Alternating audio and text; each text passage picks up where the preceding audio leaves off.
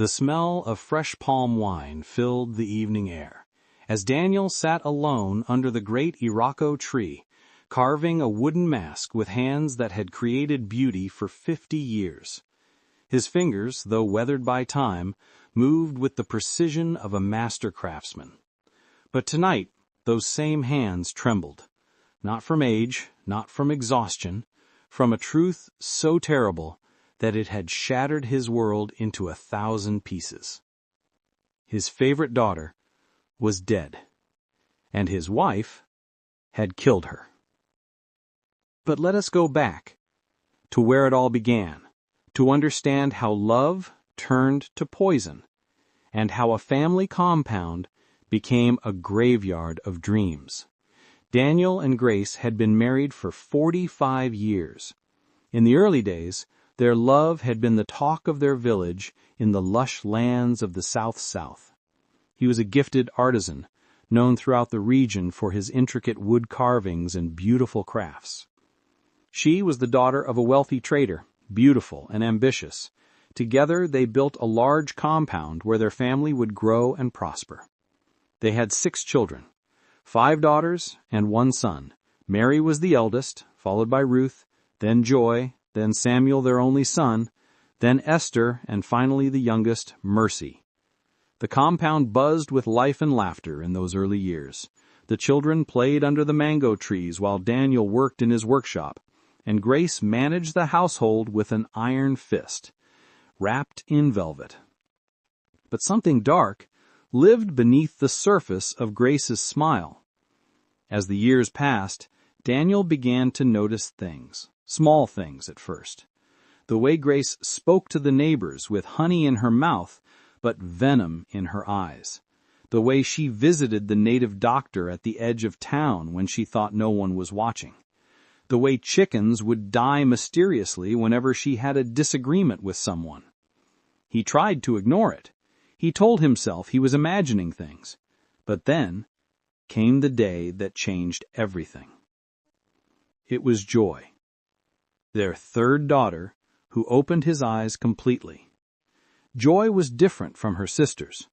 While Mary, Ruth, Esther, and Mercy seemed to inherit their mother's sharp tongue and calculating nature, Joy had her father's gentle spirit and creative soul. From the time she was a little girl, she would sit beside Daniel in his workshop, watching him work with wide, wonder-filled eyes. "Papa, teach me," she would say, her small hands reaching for the tools. And he did. By the time Joy was 20, she could carve better than most men twice her age.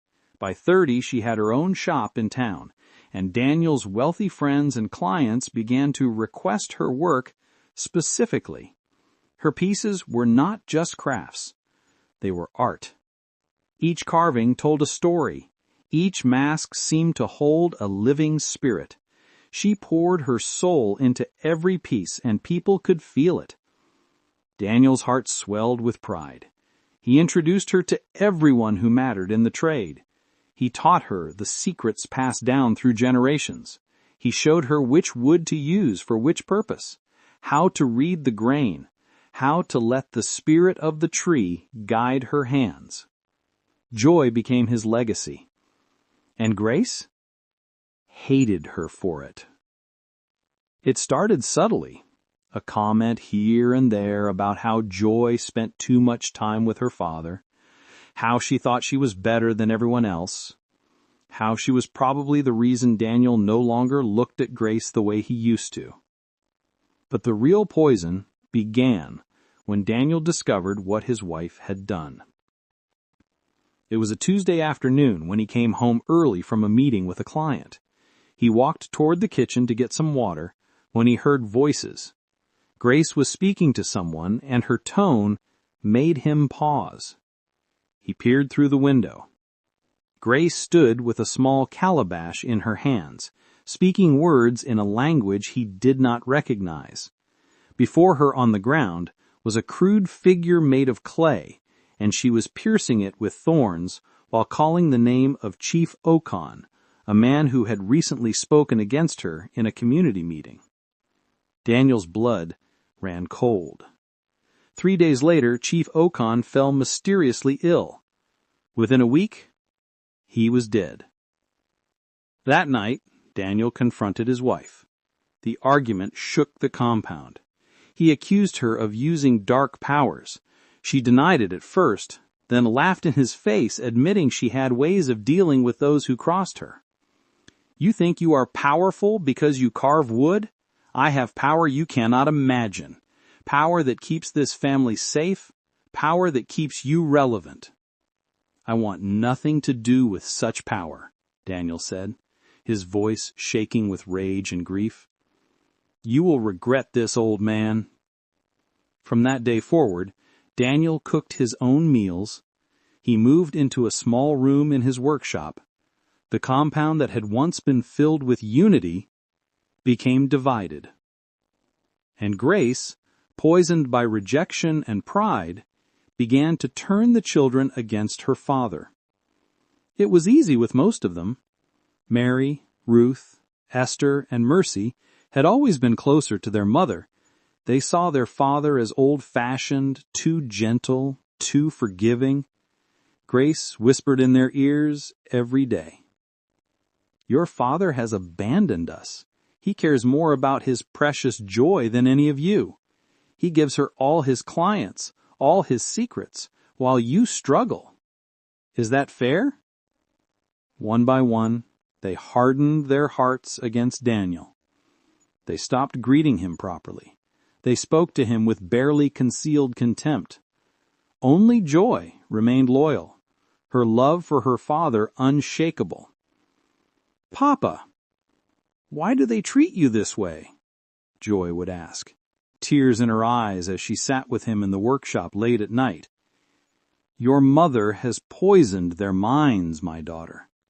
But you must be careful. She is dangerous." "But Papa, they are still my family. Mama is still my mother. I can bring peace. I can heal this divide. I will show them love, and they will remember who we used to be." Daniel grabbed his hands, his face grave. "Joy, listen to me. Your mother is not who you think she is. She has darkness in her heart. Stay away from her. Be careful." But Joy was stubborn in her goodness. She believed that love could conquer all. She believed that if she showed enough kindness, enough patience, her family would come back together. She was wrong. By the time Joy turned 40, she had become one of the most successful artisans in the entire South-South region. Her shop was large and beautiful, filled with pieces that wealthy clients came from distant cities to purchase. She had contracts with hotels, with government offices, with collectors from abroad. Money flowed into her accounts like water. And she remained unmarried, devoted entirely to her craft and her father. This was gasoline on the fire of her family's jealousy. Grace watched from her window as Joy drove her car in and out of the compound. She watched as important people came to visit her. She watched as Joy's success grew, while her other daughters struggled to make ends meet. Mary's marriage was rocky. Ruth worked a low-paying government job. Esther sold vegetables in the market. Mercy was unemployed. Samuel gambled away whatever money he got. And here was Joy, unmarried and unburdened, growing richer every day.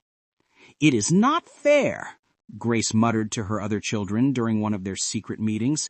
"She takes everything. She has bewitched your father. She uses his name to steal opportunities that should belong to all of you." "What can we do, Mama?" Mary asked, her face twisted with bitterness. Grace smiled slowly.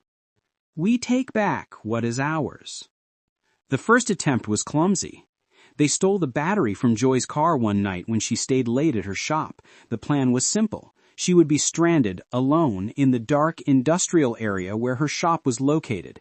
Anything could happen to a woman alone at night in such a place. But Joy called her friend Peter, another artisan who lived nearby.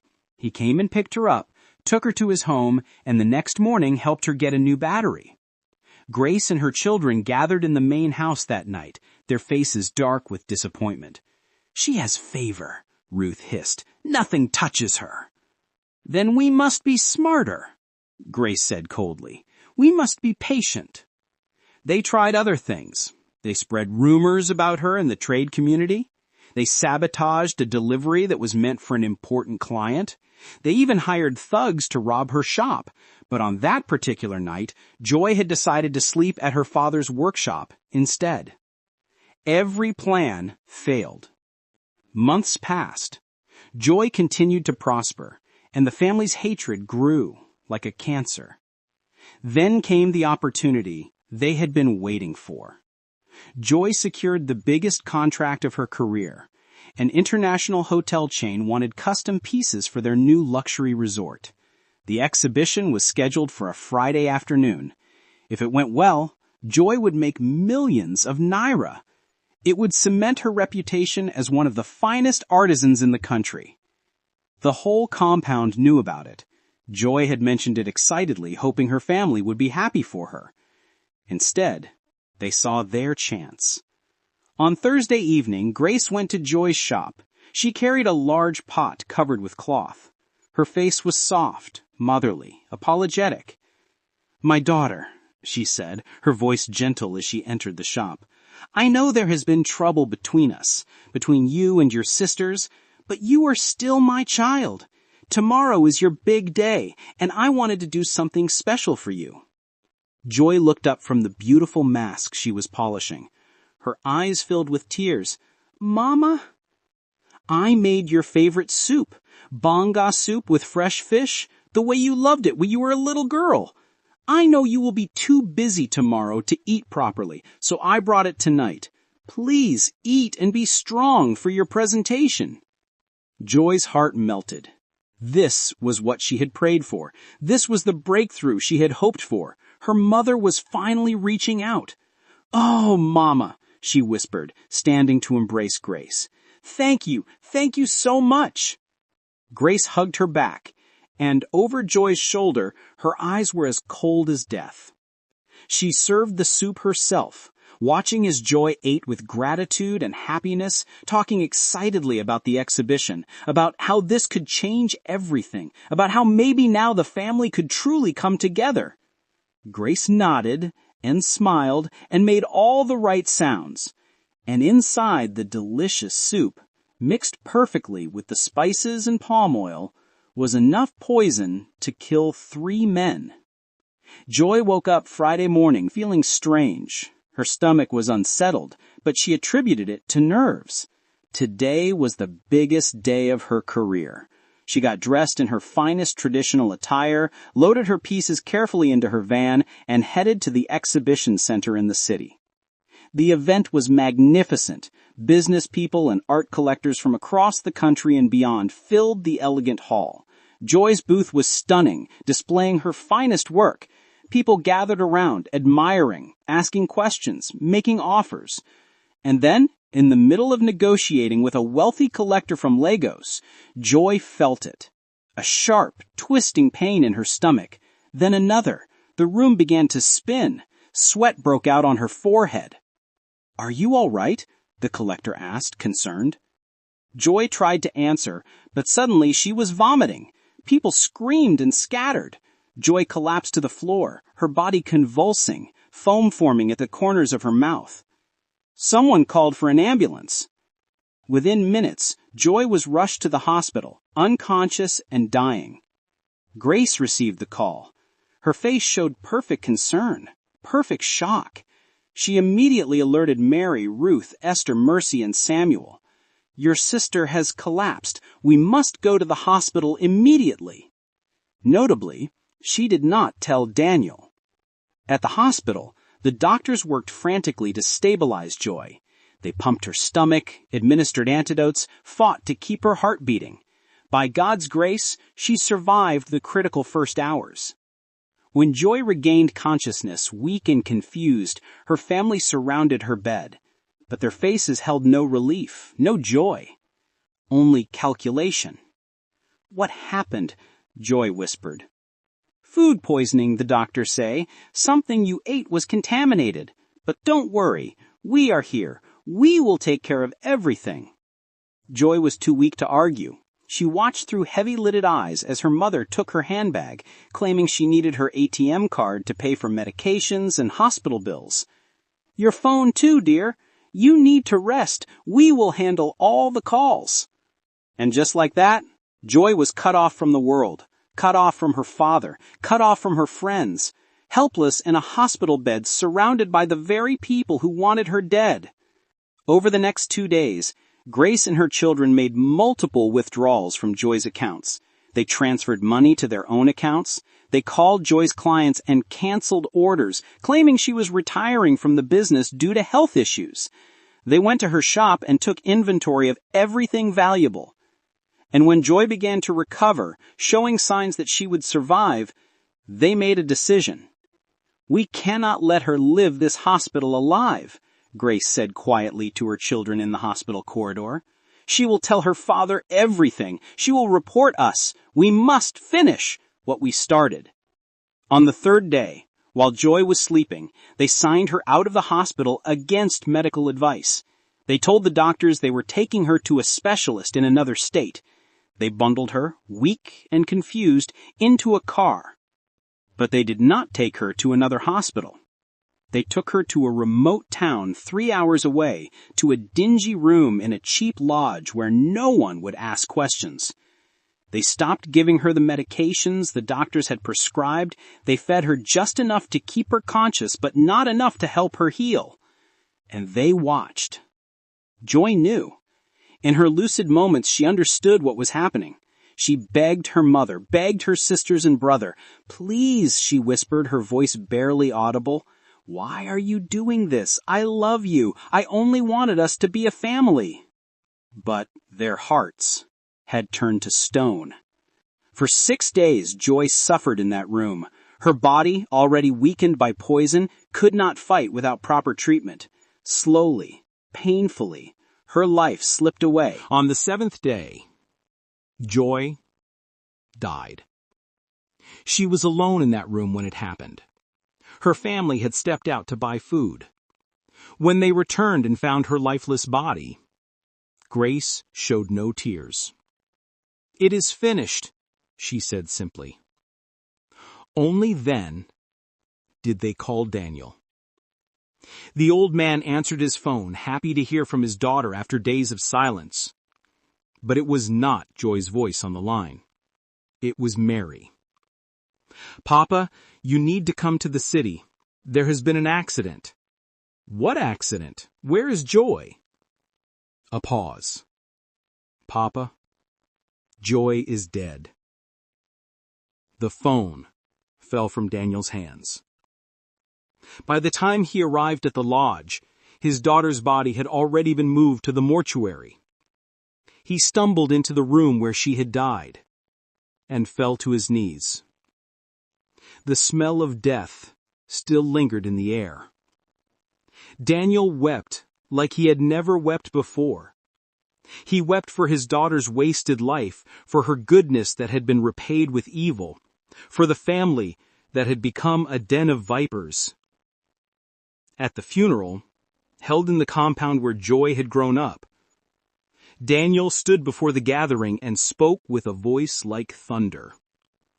"My daughter did not die of sickness. She was murdered. Murdered by her own mother, murdered by her own siblings." Shocked gasps rippled through the crowd. Grace stood up, her face a mask of false indignation. "You are mad with grief, old man. You speak nonsense." "Am I?" Daniel turned to face her directly. "Then swear it. Swear on our daughter's grave that you did not kill her. Swear on your own life." The crowd fell silent. Grace's mouth opened, but no words came out. In that moment, everyone saw the truth written on her face. Daniel walked up to her, his eyes filled with tears and rage. "You killed her! Admit it!" And Grace, perhaps tired of pretending, perhaps emboldened by her other children standing behind her, smiled coldly. "Yes," she said simply. "I killed her, and I would do it again. She took everything from me, my husband's love, my place in this community. She deserved what she got." The crowd erupted in chaos. People shouted. Some tried to attack Grace but were held back. The police were called. But in that lawless place, where money and influence spoke louder than justice, Grace was never truly prosecuted. She paid bribes. She called in favors. Within months, the case went cold. Daniel left the compound the day after the funeral. He took nothing but his tools and the clothes on his back. He could not bear to live in the same space where his daughter had been betrayed. Mary, Ruth, Esther, Mercy, and Samuel took over Joy's shop. They took her car, her savings, her equipment. They split everything among themselves. But the business collapsed within a year. They had none of Joy's skill, none of her integrity, none of her favor.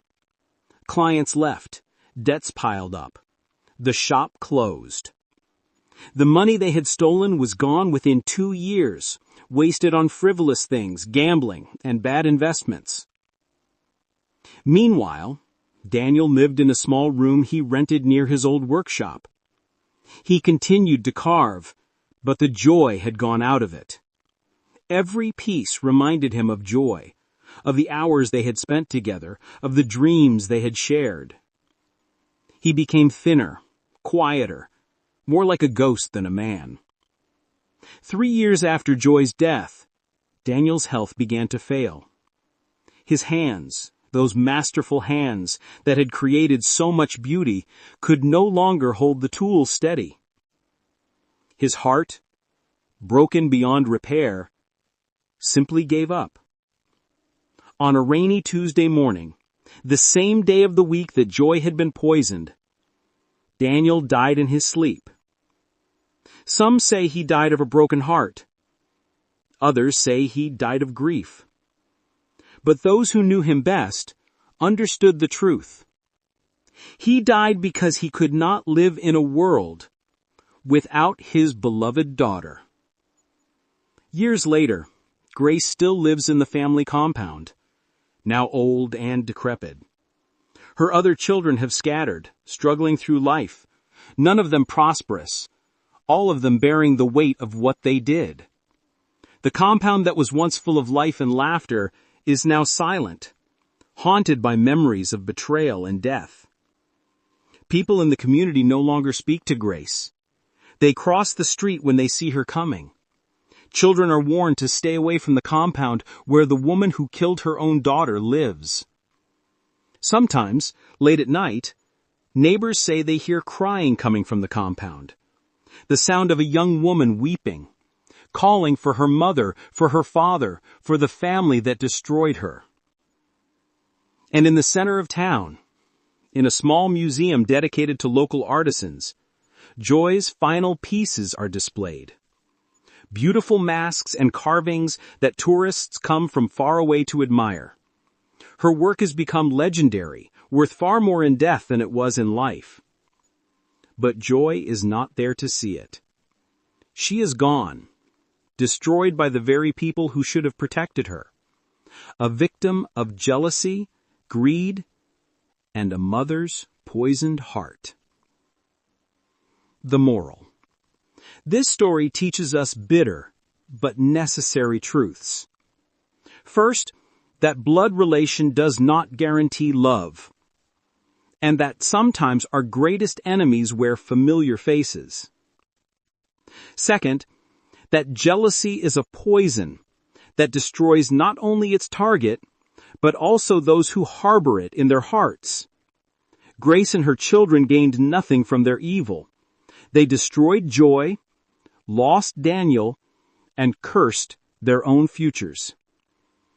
Third, and perhaps most importantly, we learn that goodness and innocence are not always protected in this world. Joy did everything right. She was talented, hardworking, loving, and forgiving. Yet she suffered terribly. This is the painful reality of life.